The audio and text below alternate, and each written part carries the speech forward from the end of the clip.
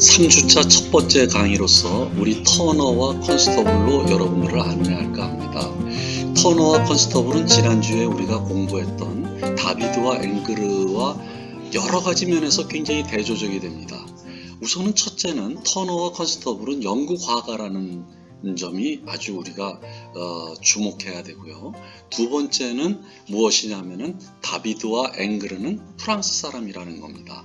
그런데 그런 것을 넘어서 가지고 이 두 그룹, 다시 말해서 두 명씩 2대2의 이런 대립은 같은 시대인데 서로 완벽하게 서로 대립적이라고 하는 것입니다. 무엇이냐면은 요번에 여러분들 이 그림을 한번 먼저 봅시다. 지난주에 우리가 공부를 했듯이 오른쪽에 있는 게 다비드의 호라티우스의 맹세입니다. 근데 이런 식의 그림을 다비드는 많이 그렸습니다. 그래서 우리가 지난 시간에 이야기하기를 다비드는 남성적 신고전주의, 그 다음에 앵그르는 여성적 신고전주의라고 여러분들에게 말씀드린 바가 있습니다. 그런데 비해서 왼쪽 그림을 한번 봅시다. 이게 터너 그림이에요. 터너. 그러면 여러분들 여기서 이 터너 그림에서 가장 대표적인 게 이 국회의사당 화재 사건이라는 거거든요. 그럼 이러한 그 터너의 그림과 방금 전에 보았던 다비드의 인물화와 어떤 점에서 다를까요? 그리고 또 요번에는 이 맨 뒤에 가서 한번 봅시다. 무엇이냐면, 자, 오른쪽에 있는 게 앵그르의 그 유명한 오송빌 백작 부인의 초상입니다. 그런데 왼쪽에 있는 그림이 컨스터블이에요. 컨스터블. 자, 근데 컨스터블도 그렇고 터너도 그렇고 인물화를 잘 안 그렸습니다. 안 그리고 터너는 이런 그림을 많이 그렸어요. 예를 들어서 여러분들 제일 유명한 이거 보세요. 건초마차라든지 그 다음 그림을 한번 봅시다. 다음 그림은 에섹스 베베노 공원이라든지. 그러면 무슨 차이가 있을까요? 우리 다시 한번 올라가 봅시다. 다시 한번 올라가 보면은, 자, 여기서 다비드와 앵그르는 프랑스 신고전주의자로서 무엇을 그렸냐면 인물화를 주로 그렸는데, 그것도 귀족, 귀부인, 왕가, 영웅들의 이야기를 그렸습니다. 거기에 비해서 이 터너와 지금 보았던 컨스터블은 무엇을 그렸을까요? 풍경화를 그렸습니다. 다시 말해서 자연을 그렸다는 겁니다. 그러니까 소재의 측면에서 영국 화가인 터너와 컨스터블은 자연을 그렸는데 반해서 다비드와 앵그르의 프랑스 화가는 인물화를 그렸고, 그리고 그것도 귀족과 귀부인과 왕가와 영웅을 중심으로 한 아주 말하자면 권력을 갖고 부를 갖고 있는 사람들을 그렸어요. 그런데 왼쪽 그림인 터너 그림은 자연을 그렸는데, 그것도 무엇이냐면 국회의사당 화재 사건 그 그림이 보여주듯이 무엇을 여러분들 알 수 있습니까? 굉장히 크로키적입니다. 다시 말해서 어떤 풍경을 그리는데 빠른 속도로, 그래서 이 국회의사당 화재 사건은 9편의 연작을 그립니다. 그러니까 화재가 났다고 하니까 금방 뛰어가가지고 화재 이 건너편입니다. 국회의사당 템즈강 건너편에서 국회의사당에 화재가 난 것을 이제 빠른 속도로 그리는 거예요. 그런데 실제로 그림도 그렇거니와 그림 그리는 속도가 굉장히 크로키적입니다. 그런데 반해서 누구죠? 그 다비드와 이것은 어떤 역사적인 사건을 이야기식으로 그렸습니다. 그러니까 이야기식으로. 그래서 여러분들이 이런 차이가 있는데, 그러면 기법적인 차이를 한번 봅시다. 기법적인 차이는 무엇일까요? 자, 이거 봅시다. 여기에 아까 다비드의 호라티우스의 맹세 있지 않습니까? 이 그림과 그리고 맨 뒤에서 보았던 오송빌 백작 부인을 한번 보십시오. 그러면 오송빌 백작 부인이 어떻게 돼요? 우선 사물과 사물의 경계가 뚜렷해 가지고 윤곽이 뚜렷합니다. 그러니까 그러니까 이 오송빌 백작 부인의 얼굴의 윤곽선이 아주 선명하게 나타납니다. 그런데 그렇게 선명하게 나타나는 것은 무엇 때문이냐면은 면을 중심으로 그 면에다가 사물의 고유색을 아주 명암법을 뚜렷하게 해서 상세한 묘사를 하면서 이제 그립니다. 그리기 때문에 결국은 그 명암법과 그 다음에 아주 그 사물의 고유색을 칠하면서 그런 대립을, 사물과 사물의 대립을 가져오면서 그 경계가 뚜렷하게 나타나는 거야. 따라서 신고전주의는 뭐냐면 형태와 성분과 면을 중시하고 색을 칠하는 데 있어서도 매끈하게 아주 굴곡이 없이, 그러니까 정말 뭐가 파리가 미끄러지듯이 곱게, 그리고 우리가 보건 때는 정말 예쁘다 할 정도로 그런 인위적인 미를 그립니다. 인위적이고 인공적입니다. 그렇기 때문에 이러한 신고전주의를 우리는 보통 이성적이고 합리적이라고 얘기를 합니다. 거기에 반해서 그리고 한 걸음 더 나아가서 얘기한다면 우리가 다비드 지난주에 할 때 했듯이 다비드는 무엇이었습니까? 굉장히 대칭적이고 삼각구도를 그리고 그 다음에 이것이 그 어떤 영웅적인 그런 어떤 그런 것을 이제 소재 주제로 그렸는데 반해서 이쪽은 어떻게 돼요? 아까 저기 뭐죠? 그 화재 사건 있지 않습니까? 국회의사상 그 화재 사건에서 보듯이 무엇이에요? 형태가 없어요. 형태가 없고 무엇입니까? 색깔만 있습니다. 그리고 색깔을 어떻게 했느냐? 결국은 그냥 물감을 찍어서 그냥 툭툭툭툭 찍었을 뿐이에요. 그러니까 자세한 묘사를 하지 않았습니다. 대상을. 거기다가 심지어는 여러분들이 이 그림을 보다시피 바람에 무엇이에요? 화재, 불꽃, 불티가 막 휘날려서 막 날아가는 것 같은데 그것을 실제로 물감을 이러한 왼쪽의 부분들을 보면 오른쪽에 그 그림에서 위쪽을 보면은 물감을 뿌린 듯한 느낌이 듭니다. 뿌립니다.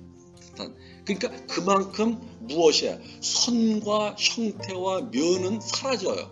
사라지고 완벽하게 색채 중심, 색채를 찍음으로써 색채를 푹푹푹 그냥 물감을 탁탁 찍었는데 멀리서 보니까 이게 지금 불이 나고 있고 불이 바람에 흩날리면서 불티와 불꽃이 막 여기저기로 흩어지고 있구나 하는 것을 우리는 인상을 팍 받습니다. 색채와 색채를 이렇게 붙이를 어떻게 하느냐에 따라서 만약 보는 사람으로 하여금 그런 인상을 받게 합니다. 그래서 이러한 터너의 이런 그림은 나중에 무엇으로 영향을 주느냐면 인상주의에 엄청난 영향을 줍니다. 그러면 이것이 바로 그 영국과 프랑스 화가들의 같은 시대에 서로 다른 차이입니다. 그러면 여기서 이쪽이 신고전주의라고 한다면 이쪽은 어느 주의에서 그 반대되는 어떤 사조일 겁니다. 그 반대되는 사조라는 것은 궁극적으로 낭만주의와 인상주의, 그것이 바로 터너와 컨스터블로부터 흘러나왔다는 것을 우리는 알 수가 있어요. 그런데 이러한 것은 어디로도 연결되느냐면 바로 정원에도 그대로 연결이 됩니다. 그래서 정원은 여러분들이 만약에 유럽을 가거나 아니면 유럽 사람들이 서양 사람들이 한국을 오거나 할 때 그 사람들은 굉장히 정원에 대해서 관심을 많이 갖고 있다는 것을 알게 될 겁니다. 그러면 유럽의 정원을 갖다가 그 대표하는 두 방식이 있는데 하나가 영국식 정원이고 하나가 프랑스식 정원입니다. 그런데 그것은 바로 다비드와 앵그르의 신고전주의와도 연결이 되고 영국식 정원은 터너와 그 컨스터블의 낭만주의와도 연결이 됩니다. 자, 그러면 그것을 한번 봅시다. 오른쪽에 있는 게 우리나라의 저기 거제도 앞 앞바다의 조그만 섬에 있는 어떤 이렇게 꾸몄다고 하더라고요. 이게 프랑스식 정원이에요. 그러면 여러분들 위에서 내려다 보다시피, 그리고 바로 위 그림에서 보다시피 이게 저기 베르사유 궁전이거든요. 그런데 그 두 가지의 공통점이 무엇입니까? 기하학적이다. 그냥 완전히 인공적이다. 그리고 무엇이냐면 나무를 갖다가 완전히 머리 자르듯이 아주 각을 지어서 자르고, 그리고 그것을 기하학적인 구도에 있어서 대칭적으로, 그러니까 완전히 사각구도, 그 다음에 아니면 꽃무늬라고 하더라도 이것이 완전히 대칭과 그 다음에 균형과 안정을 가지고, 이런 것들을 우리는 보통 인위적이라고 얘기를 합니다. 인위적인 아름다움이다. 거기에 비해서 이 영국식 정원을 한번 보십시오. 영국식 정원은 어떻습니까? 자연스럽습니다. 이 위쪽에 꾸미지 않았습니다. 꾸미지 않았는데 정돈은 되어 있죠. 그러니까 여기서 자연을 그대로 보존하는 상태에서 자연스러움을 강조하기 위해서 이제 약간씩 손을 댔을 뿐이지, 이 사람들은 인위적인 것에다가 자연을 맞추려고 한 게 아닙니다. 자연에다가 약간의 손을 이제 가미한 그런 자연스러움입니다. 그래서 이것이 바로 그 터너의 그런 화풍과도 연결이 된다. 여러분들에게 이런 정원 문화가 얘기가 나왔으니까 하는데, 우리나라에 여행을 오는 서양 사람들이 한국식 정원은 어디 있느냐라고 이제 질문을 많이 합니다. 너희들은 대체 무엇이냐? 너희들은 왜 이렇게 아파트 시멘트만 있고 이렇게 회색 시멘트밖에 없느냐라고 많이들 얘기를 합니다. 그럴 때 저는 여러분들 창덕궁을 모시고 갑니다. 이런 외국인 아는 사람들을. 그랬을 때 거기에 대해서 굉장히 놀랍니다. 그 창덕궁에 있는 그 정원이 이렇게 아름답냐 해서 여러분들에게도 꼭 정원에 대해서 좀 관심을 가져주기를 좀 부탁드립니다. 자, 그러면 요번에는 이렇게 프랑스의 신고전주의와 영국식 화가 터너와 컨스터블과의 이렇게 차이가 현격하게 났지만, 동시에 또 터너와 컨스터블도 또 완벽하게 대립을 이룹니다. 그럼 어떻게 대립입니다?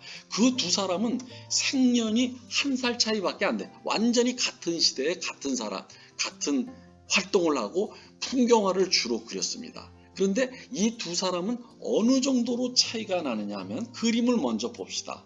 자, 여러분들 방금 전에 보았던 뭐예요? 국회의사당 화재 사건. 이게 대표적이에요. 이게 터너의 대표적인 그림입니다. 자, 이 그림과 컨스터블을 한번 봅시다. 요번에. 그러면 컨스터블을 보면은 여러분들 이거 컨스터블의 대표작인 건초마차라는 그림이고, 그 다음 그림은 뭐냐면 베베노 공원의 그림입니다. 자, 그러면 이 두 그림이 컨스터블을 대표하는 그림이거든요. 그러면 여러분들 터너와 어떤 점에서 차이가 났습니까? 터너는 뭔가가 화재 사건과 같은 그런 격렬한 격정적인 그런 풍경 있지 않습니까? 카오스적인, 그러니까 혼란한, 혼돈에 빠진 그런 저기를 가지고 속도감 있게, 굉장히 속도감 있게 크로키적으로 그림을 그렸습니다. 거기에 비해서 컨스터블은 어떻습니까? 굉장히 정말 우리가 보통 얘기하듯이 목가적입니다. 그리고 안정적이에요. 안정적이고 편안합니다. 나도 이런 풍경 속에 들어가서 살고 싶다. 그리고 이 풍경 속에 공기를 마시고 싶다라는 느낌이 듭니다. 완전히 대조적이죠. 같은 풍경화를 그렸는데도 서로가 다릅니다. 그리고 붓칠하는 방법도 굉장히 다릅니다. 그러면 영국식 정원은 어디에 가까울까요? 컨스터블의 그림에 훨씬 더 가깝습니다. 영국식 정원이 바로 컨스터블의 그림으로부터 나온 거 아닌가, 오히려 역설적으로. 컨스터블이 영국식 정원에서 나온 게 아니라 그런 생각이 들 정도로 영국식 정원의 냄새가 그대로 나옵니다. 자, 그런데 그런 것처럼 터너와 컨스터블의 인생에 있어서도 굉장히 차이가 나요. 자, 어떻게 차이가 나냐면 터너는 가난했어요. 아주 미천한 신분이었어요. 그런데 영국은 여러분들이 잘 알다시피 아직도 귀족이 있고 계급 사회입니다. 영국이. 그런데 이 터너는 미천한 신분으로 태어났는데 그에 반해서 부모님이 화가가 된다는 것을 적극적으로 미뤄줬어요. 그런데 비해서 컨스터블은 무엇이냐면은 이 사람은 아주 부유한 제분소 부르조아의 아들이었어요. 그런데 이 사람은 화가가 된다고 그러니까 아버지와 어머니가 그거 왜 되려고 하느냐, 그거 해가지고 밥벌이가 되느냐 해가지고 반대를 합니다. 그러니까 밀어주질 않았어요. 그러면 여러분들 그것이 알 수 있죠. 아까 그림에서 컨스터블의 풍경화는 굉장히 안정적이고 편안하고 했지 않습니까? 그런데 그것이 이 가정 경제랑도 연결이 됩니다. 거기에 비해서 그런 가운데서 컨스터블은 심리적으로 굉장히 안정되어 있던 사람입니다. 정서적으로. 그런데 비해서 터너는 사실은 정신병자였어요. 이 사람이. 그러니까 이 정신병자로서 아까 의사당에 불이 났다고 하니까 거기에 곧바로 달려간 겁니다. 달려가서 그냥 그것이 신났죠. 그냥 거기서 9장의 그림을 그립니다. 그냥 순간적으로. 그러니까 크로키로. 그런데 그것은 무엇입니까? 그런 화재 사건 같은 것이 화재 사건 그런 아주 큰 사건이 자기에게 기질에 맞다는 겁니다. 그러면 그 사람 기질은 어떤 것이었을까요? 아까 방금 전에도 말씀드렸지만은 이 사람은 이게 정신병적이었습니다. 그래서 아마 그런 그림이 자기에게 더 맞아 떨어졌는지 모릅니다. 그런데 또 하나가 이 컨스터블과 터너와 다른 점이 있다면 터너는 엄청난 그림을 그렸어요. 여기 여러분들에게 했다시피 200여 권의 스케치북이 남아있고 그리고 19,000점의 데생을 하고 그림도 무지무지하게 많아요. 이 사람이. 그래서 인류 역사상 화가 중에서 가장 많은 그림을 그린 사람 중에 하나입니다. 그런데 컨스터블은 그렇지 않았어요. 컨스터블의 작품은 이렇게 많지를 않아요. 그러니까 이런 점에서 굉장히 많은 차이가 있어요. 게다가 어떤 차이가 있느냐면 이 터너는 일찌감치 유명해집니다. 그래서 아주 돈을 많이 벌어요. 이 사람이. 그래서 무엇이냐면 27살 때 왕립 아카데미 정회원이 돼요. 27살 때. 그러니까 얼마나 이 사람이 빨리 유명해졌는지 조숙했는지 알 수가 있죠. 천재적이었던 사람입니다. 그래서 이 사람을 일컬어 미술 분야의 섹스피어다.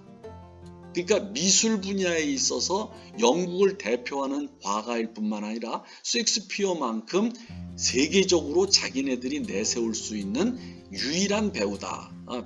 그 화가다라고 말할 정도입니다. 거기에 비해서 컨스터블은 같은 나이에 늦게 알려집니다.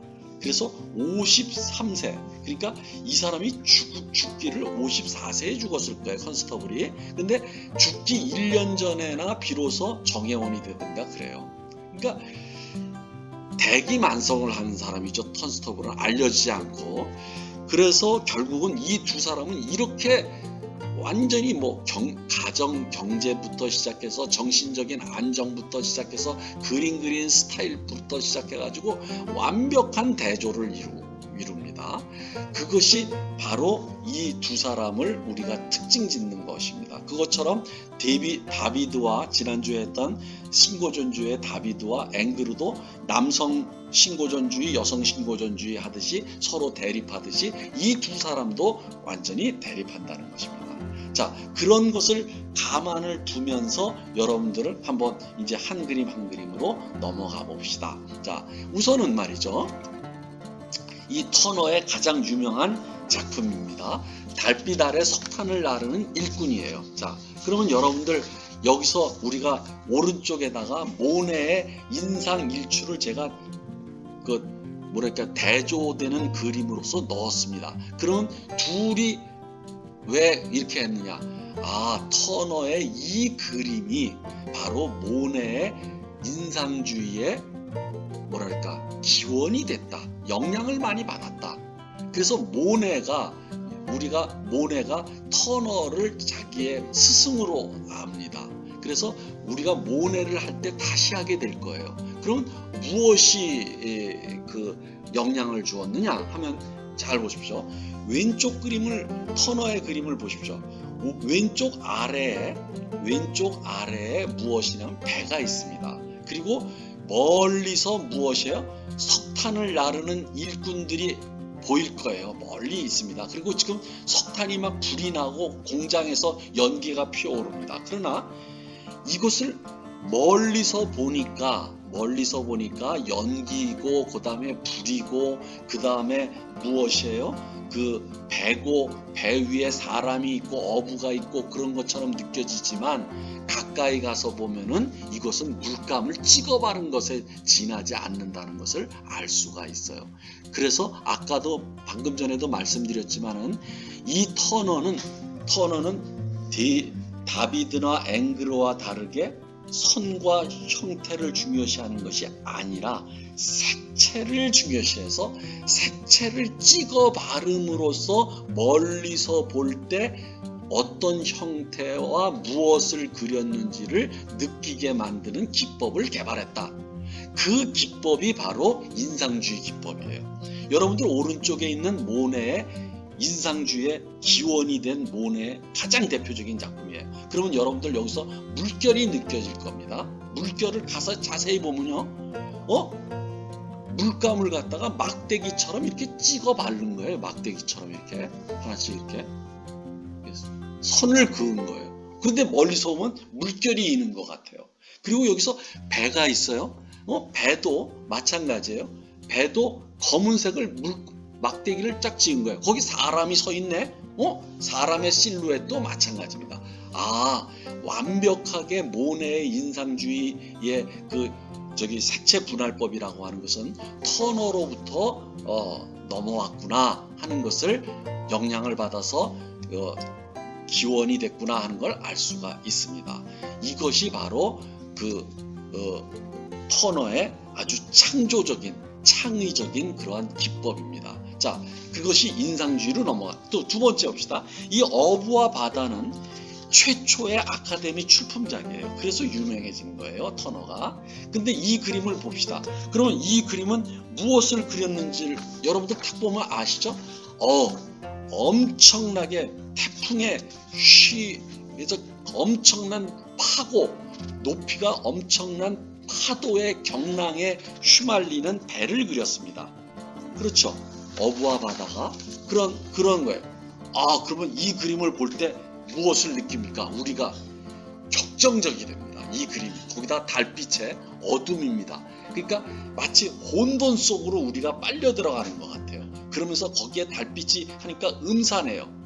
그런데 실제로 가서 보면은 이것이 세부 묘사가 없어요. 그냥 물감을 찍어 바른 거예요. 근데 분명히 우리는 그런 인상을 받는다는 거죠. 그러면 이것이 바로 낭만주의입니다. 그러니까 결국 터너는 어떤 것을 그렸느냐 하면은 신고전주의와는 다르게 이성적이었다면 신고전주의는 이쪽은 뭐예요? 감정적이고 감성적이고 그리고 약간 격정적이고 열정적이고 그리고 카오스적이고 혼돈과 이런 겁니다.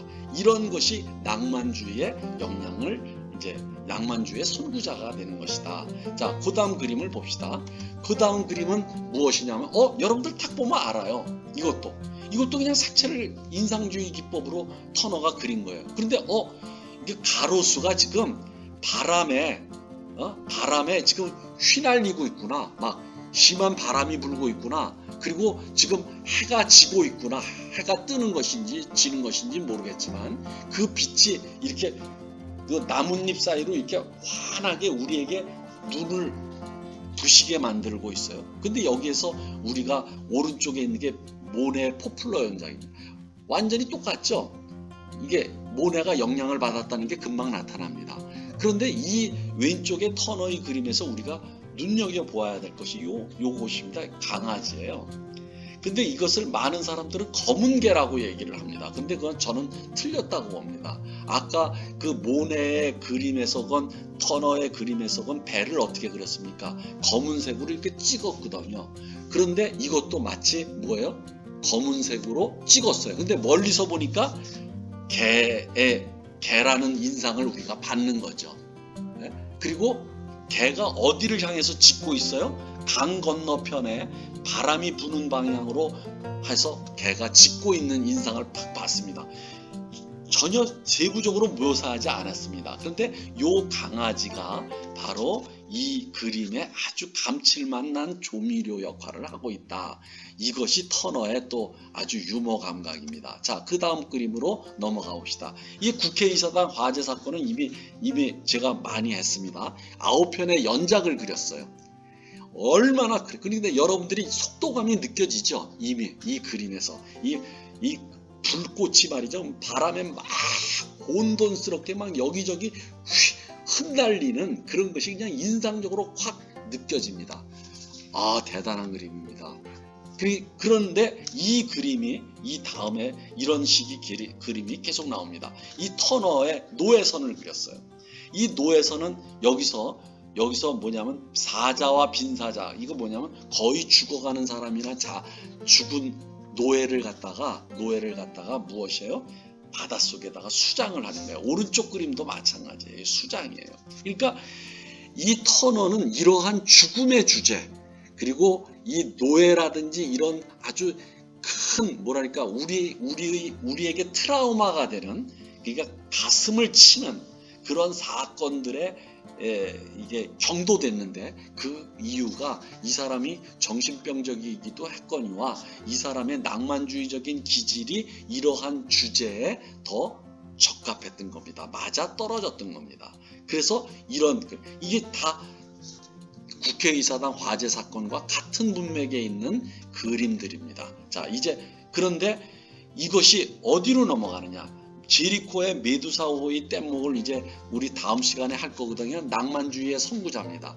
이 사람도 이런 사건에, 이런 아주 트라우마가 되는 아주 끔찍한 사건에, 죽음의 사건에 이 사람도 경도되고, 이것을 이렇게 아주 난파되기 직전에, 난파된 후에 살아남으려고 하는 그 아우성의 그걸 갖다가 아주 격정적으로 그렸습니다. 이것이 이런 식으로 터너의 그런 감정주의, 격정과 열정과 트라우마에 가까운 그런 죽음의 사건은 이게 뭐냐면 낭만주의의 주제로 넘어가게 됩니다. 자, 이 그림이 이제 제가 좋아하는 그림인데 터너의 그림입니다. 이거 이제 여러분들 제목은 여러분들이 보고, 근데 이 그림은 제가 왜 좋아하느냐, 여러분들 잘 감상을 해야 됩니다. 여러분들 열차라는 건 금방 알아요. 근데 열차를 세부적으로 묘사하지도 않았어요. 근데 열차라는 걸 금방 아는 것은 바로 인상주의적인 기법이에요. 그런데 열차가 어떻게 됩니까? 열차인 줄을 아는 데다가 무엇이에요? 속도감 있게 우리 쪽을 향해서 달려오고 있다는 것이 속도감을 느낍니다. 그것은 왜 그러느냐 하면 이 열차의 꼬리가 아주 날카롭게 원근법적으로 저기 안개 속으로 사라지게 만들었습니다. 아주 격렬하게 이게 급경사로 기차의 꼬리가 뒤로 사라지게 만들었어요. 그러면서 이 앞쪽으로 이게 넓어지면서 이 원근법을 급경사로 가져가고 있다, 소실점으로. 그렇기 때문에 앞으로 굉장히 빠른 속도로 우리 앞쪽으로 달려온다는 것을 인상을 받을 수가 있습니다. 그러니까 이쪽은 어둠이에요. 이쪽도 달입니다. 그런데 왼쪽에 또 다른 다리가 있습니다. 희미하게. 그렇지만 이것은 옅은 주황색으로 그렸어요. 그런데 이것이 이 그림을 대조적으로 만듭니다. 오른쪽은 기차, 그리고 어두운 색, 왼쪽은 무슨 사람이 다니는 인도인지 그런지 하여간 그런 그런데 옅은 색으로 그렸습니다. 밝은 색으로. 그런데 여기서 잘 보는 게 여기에 배가 하나 있어요. 배. 근데 이 배가 어부가 있습니다. 그럼 여러분들 오른쪽 이 그림의 오른쪽과 왼쪽에 차이가 있습니다. 오른쪽은 엄청난 속도로 우리 쪽을 향해서 달려오는 기차를 어두운 색으로 그렸는데 왼쪽은 작은 옅은 색으로 그렸는데 뭐냐면 느긋하게 어부가 배를 타고서 뭐예요? 고기를 잡는 느림의 미학입니다. 이 생활의 두 대조적인 느낌의 이 풍경이에요. 그러니까 여기에 모든 게 다 담겨 있다. 하나는 삶을 향해서 막 그냥 치닫는 그런 바쁨을 나타낸다면은 왼쪽은 아주 느리면서 여유 있게 편안하게 아주 그런 두 삶이 대조적으로 되어 있다. 그러면 여러분들 이제 하나 더 나아갑시다. 이러한 기법은 무엇으로 연결될까요? 자, 왼쪽은 눈보라 속의 증기선을 그린 겁니다. 그런데 오른쪽으로 가면서 오른쪽 그림은 노아의 대홍수를 그렸고 노아의 대홍수 속에 모세를 그렸어요. 근데 그 모세가 이 창세기에 나오는 거 성서의 창세기에 나오거든요. 그 창세기를 쓰고 있는 장면입니다. 이게. 그러면 여기서 무엇이에요? 이게 천지창조가 되는 겁니다. 천지창조. 그러니까 성서에서 나오는 그럼 왼쪽에서 오른쪽으로 간다는 것은 무엇입니까? 이것은 구상화예요. 실제로 눈보라에 휩싸이는 증기선입니다. 그런데 오른쪽 그림은 점점 추상화가 되고 일종의 종교가 되고 종교적인 보이지 않는 세계를 그리는 거예요. 자, 이런 식으로 가면서 원형 구도에다가 중심에 모세를 놓고 마치 카오스에서 코스모스가 탄생하는 우주가 탄생하는 그 순간을 그리고 있다. 자, 그 다음 그림을 봅시다. 이제 말년으로 갈수록 터너가 이런 그림을 그려요. 태양 한가운데 있는 천사예요. 아까 모세를 그렸죠. 노아의 대홍수에서 이쪽으로 옵니다. 그러니까 이거는 완전히 추상화가 돼버린 거예요. 종교화가 돼버렸어요. 그러면 여러분들 왼쪽 아래와 오른쪽 아래에 사람들이 있습니다. 이것도 다 추상적으로 그래요. 이게 마치 천지창조의 그런 아니면은 최후의 심판 같은 이 세계가 마지막을 장식하는 그러한 그 경계의 순간을 그린 것입니다. 자, 이러면서 추상화로 가요. 그러면 여러분들 한 걸음 더 나아가 봅시다. 이게 어떻게 추상화로 가는가 하는 것을 봅시다. 자, 여기서 이게 마지막 작품이에요. 거의 말년의 작품인데 터너의 패트워스의 음악회예요. 그러면 여러분들 제목을 안 보고도 흐릿한데 왼쪽에 중앙에 검은 옷을 입고 검은 그 피아노 앞에 앉아 있다라는 인상을 받고 왼쪽에 어떤 희미한 사람이 서 있어요. 그리고 악보를 보고 있어요. 그러니까 이게 음악회적인 분위기가 인상적으로 우리에게 느껴져요. 추상화죠. 그런데 이것의 칸딘스키를 한번 봅시다. 칸딘스키가 추상화의 일종의 창시자거든요. 우리가 이거 요번 학기 말에 하게 될 겁니다. 근데 이 사람의 이 작품을 보세요. 그러면 위쪽에 검은 거 있지 않습니까? 이게 피아노예요. 근데 사람들이 막 손을 들고 있는 것 같지 않습니까? 피아노를 향해서 사람들이 막 몸이 기울어지면서 뭔가 열광하는 것 같아요. 마치 피아노를 연주한 다음에 사람들이 앵콜 하는 것 같단 말이죠. 이게 추상화예요. 그러니까 이게 터너가 100년 전에 이미 추상화적인 그런 것에 영향을 이렇게 주고 있고 그리고 그런 추상화적인 요소가 이렇게 갖고 있는 겁니다. 그것이 터너의 그러한 기법의 창조에서부터 시작해서 이쪽으로 갈 수밖에 없었던 것이죠. 자, 그러면 이제 이러한 터너에 비해서 우리는 컨스터블을 한번 봅시다. 자, 컨스터블 이거 우리가 아까 봤죠? 그러면 이쪽을 봅시다. 또 하나 베베노이 공원, 이 두 그림을 대표적이에요.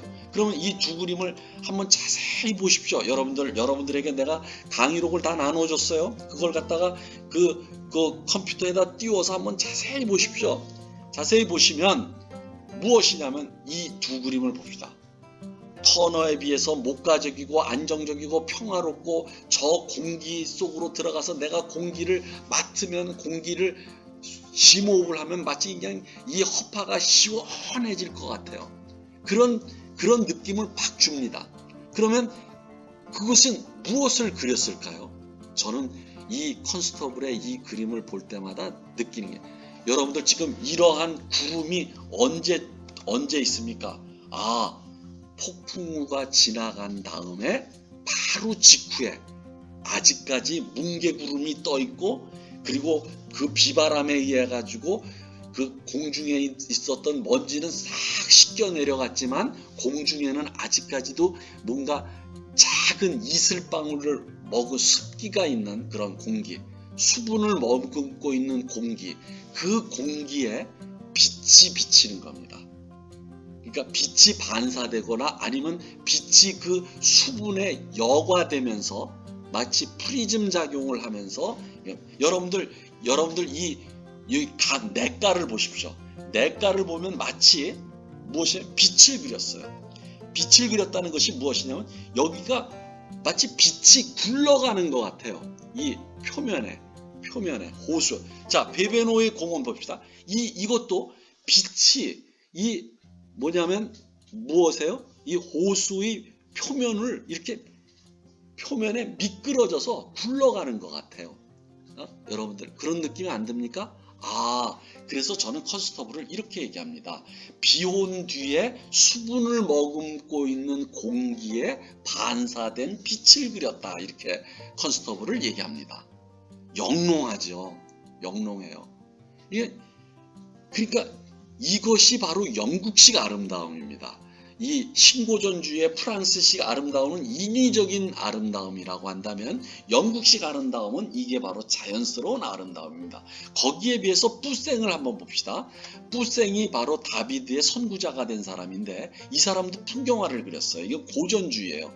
근데 이 맑은 풍경인데도 뿌생도 그렇지만 이 사람은 맑은 풍경인데 풍경이 이상하게 두꺼워요. 빛을 그린 게 아니라 색을 그린 거예요. 색을 칠한 거예요. 그러니까 이 두 그림이 뿌생과 컨스터블을 비교해 보면은 우리가 컨스터블이 얼마만큼 이게 영롱한 빛을 그렸다는 것을 알 수가 있습니다. 그래서 저도 저 공간 속에 들어가서 심호흡을 하고 싶어요. 그리고 그 빛을 한껏 받아들이고 싶습니다. 내 가슴으로. 그런 느낌. 그러면 여러분들 그런 느낌을 가지고 여러분들에게 나눠주었던 이러한 그림들을 하나하나. 근데 이 사람은 부잣집 아들이었어요. 부자 아버지가 뭐였냐면 제분소를 여러 개를 소유하고 있었어요. 옛날에는 그 제분소가 아주 그 부르주아였거든요. 그런데 이 사람이 자기 고향 풍경 제분소를 많이 그려요. 아마 다 이거 아버지 소유일지도 모릅니다. 아무튼 제가 지금 말했던 그런 것을 가지고 여러분들이 한번 느껴보려고 해주기 바랍니다. 자, 그 다음 그림 봅시다. 자, 이 그림은 그 솔즈베리 그 자기 고향 근처에 솔즈베리 대섬락을 그린 거예요. 근데 이 그림을 딱 봤을 때도 금방 알 수가 있죠, 여러분들. 비가 온 다음에 무지개도 뜨고 말이죠. 그냥 공기가 청명해가지고 그리고 물기를 머금고 있는 나무 줄기와 나무 잎에 반사되는 그 빛이 우리에게 나무가 빛을 발하고 있는 것 같지 않습니까? 오케이? 그래서 이 사람은 빛을 그렸다. 그것도 비 온 뒤에 영롱한 수분에 반사되는 빛을 그렸다. 근데 오른쪽을 봅시다. 이 오른쪽의 그림을 우리는 눈여겨봐야 됩니다. 근데 이것은 무엇을 눈여겨봐야 되느냐면 이것은 구도를 봐야 됩니다. 구도가 어떻게 되어 있습니까? 근경이 맨 앞쪽입니다. 그런데 중경에 나무가 이렇게 해서 터널을 만들고 있고 그 나무 사이로 원경에 무엇을 배치하고 있습니까? 바로 그 대성당을 배치하고 있어요. 이러한 구도는 처음으로 시작된 것은 다빈치예요. 다빈치의 암굴의 성모라고 하는 거기에서 이제 시도됐는데 이런 식으로 풍경화를 그렸던 사람이 누구냐? 방금 전에 보았던 뿌생의 이 그림도 포키오는 유골을 모으는 그의 아내라는 이 그림도 근경, 중경, 원경 이렇게 돼 있습니다. 이러한 것인데 이 뿌생보다도 훨씬 더 이 컨스터블은 나무를 아주 하늘까지 닿게 만들므로써 굉장히 시원하게 이 나무가 쭉 뻗은 게 이렇게 나무를 숲을 이루지 않고 이것이 어디로 넘어가느냐? 세잔의 이 대수욕도의 구도로 갑니다. 이 대수욕도도 근경, 나무, 중경, 그 다음에 원경 저 멀리 여기도 성당이 보입니다. 이게 컨스터블의 구도예요. 완전히 그림 그리는 스타일은 다르지만 근데 이 구도가 무엇이냐? 방금 전에 얘기했지만 시원합니다. 그냥 나무가 하늘까지 닿아서 이 삼각형 구도를 이루는 이것이 마치 여러분들 그 해인사라든지 이런 데 가면 소나무가 그냥 하늘에 쭉 뻗어서 이파리가 별로 없이 줄기가 쭉 뻗었을 때 우리가 시원함을 느끼지 않습니까? 그런 거와 같다 이거죠. 그 구도에 우리는 주목해야 됩니다. 자, 그 다음에 이제 또 넘어갑시다. 그럼 왼쪽 그림은 물방앗간은 여러분들이 지금 내가 설명했던 것을 가지고 한번 자세히 하고 오른쪽 그림을 우리는 눈여겨봐야 됩니다. 자, 오른쪽 그림도 기법이 완전히 터너의 기법과 똑같습니다. 자, 봅시다. 여러분들 자, 저기 나뭇잎을 보세요. 나뭇잎이 오른쪽 위에 있죠? 그럼 노란색을 툭툭 찍었어요. 그런데 멀리서 보니까 이게 단풍이 들고 있구나. 단풍잎이야. 그 다음에 여인을 그렸어요. 근데 여인의 윗옷을 가서 하얀색을 그냥 툭 찍은 거예요. 근데 멀리서 보면 하얀색의 옷을 입었다. 그리고 아래 검은색의 치마입니까? 바지입니까? 몸빼 바지입니까? 요즘 몸빼 바지처럼 생겼죠? 그것이 색을 그냥 툭 찍은 거예요. 그냥 물감을 찍었는데 멀리서 보면 몸빼 바지처럼 느껴지는 거죠. 이것이 인상주의적 기법입니다. 그런데 이 그림이 우리에게 감동을 주는 것은 제가 좋아하는 이유는 또 다른 이유가 있습니다. 자, 여러분들 여기서 이 여인이 어디를 향하는지 우리 관람자를 등지고서 저쪽으로 가고 있습니다. 멀리. 그렇죠? 그것을 약간 위에서 바라다 보면서 나무 밑둥이를 쪽으로 하면서 언덕 아래에 배치를 하고 있어요. 그러니까 위에서 아래로 약간 내려다 보면서 언덕 아래에 있는 그 여인을 이렇게 그리고 있습니다. 그런데 뭐냐면 여인은 이 세상을 약간 등지고 가고 있고 그 등에 무엇이 있습니까? 노란색의 나뭇잎이 있습니다. 바로 가을을 싣고 가는 겁니다. 여러분들 가을에 실려가는 거죠. 무엇일까요? 여러분들 이것은 인생의 뒤안길을 얘기하는 겁니다. 가을은 계절로서는 죽음에 가까운 일종의 그 노인에 해당되는 계절이고 이 여인은 우리를 등지면서 인생의 뒤안길로 사라지고 있는 겁니다. 아주 이 그림은 그러한 인생의 쓸쓸함 같은 것을 느끼게 하는 제가 습작이지만 제가 본 데는 수작이라고 느껴집니다. 자, 또 넘어가 봅시다. 자, 이것을 보세요. 이게 무엇입니까? 이 그림도 마찬가지예요. 데드햄이라고 하는 것은 델빈 공화당인데요. 여러분들 제가 지금 말씀드린 것을 가지고 여러 풍경을 컨스터블이 그렸는데 지금 말씀드린 것을 가지고 한번 자세히 감상해 보시기 바랍니다. 자, 그 다음 그림으로 넘어갑시다. 제가 이 그림을 같은 장소에서 그린 그림이에요. 하나의 스투어의 한 풍경이고 오른쪽은 스투어 계곡과 데드햄 마을이에요. 자, 이게 같은 건데 그럼 제가 왜 이걸 대조했을까요? 여러분들 잘 보십시오. 오른쪽은 굉장히 평온하고 안정적이고 평화로운 데 비해서 왼쪽 그림은 무엇이에요? 바람이 불면서 스산하다는 느낌이 같지 않습니까? 그것은 부칠에 있습니다. 여기 왼쪽 나무 왼쪽 위에 부칠이 사선으로 이렇게 마구 이렇게 되어 있어요. 그것이 마치 이렇게 같은 풍경인데 부칠에 따라서 서로 다른 느낌을 준다. 그리고 이것을 차이를 이렇게 비교 대조할 때 그것을 더 여실히 느낄 수 있다. 역시 제가 얘기했던 차이와 비교에 의한 그런 것을 감상해 보라고 하는 데서 여러분들에게 제시한 겁니다. 그 다음 그림은 더 여실해요. 이거 굉장히 유명한 겁니다. 그리고 이것이 엄청난 돈에 팔렸어요. 근데 이게 유명한 건 오른쪽 그림입니다. 근데 같은 장소에서 그린 그림이에요. 근데 오른쪽 그림과 왼쪽 그림이 굉장히 다릅니다. 어떻게 다를까요? 오른쪽은 형태가 그래도 윤곽이 그래도 뚜렷해요. 약간 형태가 또렷하죠. 근데 왼쪽은 뭐예요? 막 경계가 무너졌어요. 그리고 부칠이 이쪽은 물감이 그래도 오른쪽보다는 왼쪽이 훨씬 더 물감의 두께가 느껴져요. 그리고 형태가 흐릿해지면서 푸른색 쪽으로 그렸어요. 근데 오른쪽이 그럼 어떤 느낌이 납니까? 이렇게 기법과 색칠과 어떻게 그리느냐에 따라서 달라진다는 겁니다. 그것은 무엇을 얘기합니까?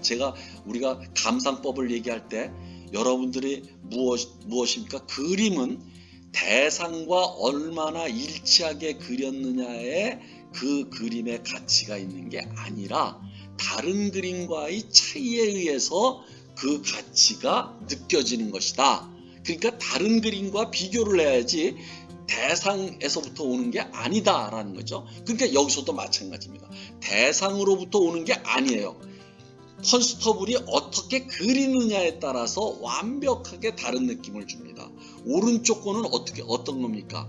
굉장히 가을의 느낌이 들죠. 그리고 약간 스산해요. 근데 왼쪽은 흐릿하지만 생동감이 있습니다. 됐죠? 자, 이런 식으로 여러분들이 차이를 느끼면서 감상해 주시기 바랍니다. 자, 이거 터너라고 되어 있네요. 이거 잘못되어 있습니다. 여기가 컨스터블입니다. 이거 제가 왜 터너라고 썼죠? 자, 이 컨스터블의 이 그림과 뿌생의 그림을 보십시오. 완벽하게 다릅니다. 완벽해. 뿌생은 역시 뭔가 답답한 느낌이에요. 이게 아주 맑은 것을 그렸는데도 답답한데 비해서 이 컨스터블의 그림은 역시 수분을 머금은 그 공기에 반사되는 빛을 아주 우리에게 밝게 느끼게 만듭니다. 자, 이것도 마찬가지입니다. 뿌생의 가을이에요. 그리고 왼쪽 그림이 이것도 또 터너라고 되어 있네요. 이거 컨스터블입니다. 컨스터블의 재분소와 성이에요. 그런데 여러분들 이 그림 정말 좋은 그림입니다. 그런데 여러분들 무엇입니까? 딱 볼 때 가을에 아주 맑은 가을에 그리고 가을에 약간 비가 온 다음에 그것이 선명하게 그렸습니다. 그러고서 아주 약간 가난한 듯하면서 그러니까 뭔가 쓸쓸한 이런 것이 여기에 잘 나타나 있습니다. 아까 그 나무 습작이라고 하는 그 그림처럼 이 그림도 제가 좋아하는 그림입니다. 자, 이제 마지막으로 스톤헨지라고 합시다. 이거 바로 이 사람의 말년의 작품이에요. 그러면 이 그림이 뭐냐? 여러분들 방금 전에 우리가 했듯이 여기 요 그림이죠. 요 그림에서 이 스토어의 한 풍경이 왼쪽에 부치를 갖다 사선으로 막 이렇게 했거든요. 이렇게 하니까 마치 바람에 부는 것처럼 느껴지고 바람에 막 그 나무가 그냥 휘어지는 것처럼 느껴집니다. 그런데 여기서도 스톤헨지에서도 마찬가지예요. 여러분들 부치를 한번 보십시오. 한울의 부칠. 부칠이 막 가로 세로 사선 막 그냥 막 이렇게 뭐지 어린애들 말이죠. 어린애들 그 크레용으로 막 이렇게 그리는 것 같아요. 그러니까 어떤 느낌이 답니까? 이것도 비온 뒤에 그런 것인데 굉장히 약간 카오스적인 느낌이 듭니다. 그러면서 어수선해요. 뭔가 스산해요. 그리고 스톤헨지 그 스톤도 돌도 뭔가가 뭔가 이런 것을 뭐라고 할까요? 여러분들 거기에서 하늘이 어둡습니다. 맑은 하늘이 아니에요. 검은 그림자가 내려옵니다. 이 검은 그림자는 무엇을 의미할까요? 이제 카오스로 돌아가는 거죠. 다시 말해서 이것은 제가 보건대는 컨스터블이 자기의 죽음을 예감한 것이 아닌가 하는 것이 여기에 나타나 있는 게 아닌가, 이런 그림이 느껴집니다. 그래서 여러분들 이렇게 이제는 무엇이에요? 풍경을 그리는 게 아니라 사실은 풍경을 두고서 자기의 느낌과 감정을 표현하는 겁니다. 이것이 어디로 넘어가요? 표현주의로 넘어가게 되는 겁니다. 그러니까 여러분들이 꼭 강조하고 싶은 것은, 예술이라는 것은 아무리 사실주의적 그림이라고 하더라도 무엇이에요? 그것을 작가 자신의 내면을 표현하고 있는 것이다 라는 것을 꼭 기억하시고, 그 표현은 내면의 감정과 내면의 어떤 성격과 이런 것들을 표현하는 것은 어떻게 우리가 느낄 수 있느냐 하면 다른 그림과의 차이, 그리고 컨스터블의 앞의 그림과 이 스톤헨지의 말년의 그림을 서로 비교해 보면은 뭔가 전기 그림과 후기 그림이 다른 걸 알 수 있고, 이 스톤헨지의 말년의 그림에서는 검은 하늘이 내려오고 있고 혼돈스럽다라는 것이 이게 우리는 느낄 수가 있습니다. 그런 것을 통해서 우리는 이 그림이 자기의 죽음을 예감하고 있었던 것이 아닌가, 자기의 죽음을 일종의 예감하면서 그것을 표현한 것이 아닌가 하는 그런 것을 우리는 느낄 수가 있는 겁니다. 여러분들도 이렇게 차이와 이 대조를 통해 가지고 그림의 세계 속으로 흠뻑 빠져 주시기 바랍니다. 다음 시간에는 우리가 낭만주의와의 대가인 제리코와 들라크로아를 하겠습니다. 감사합니다.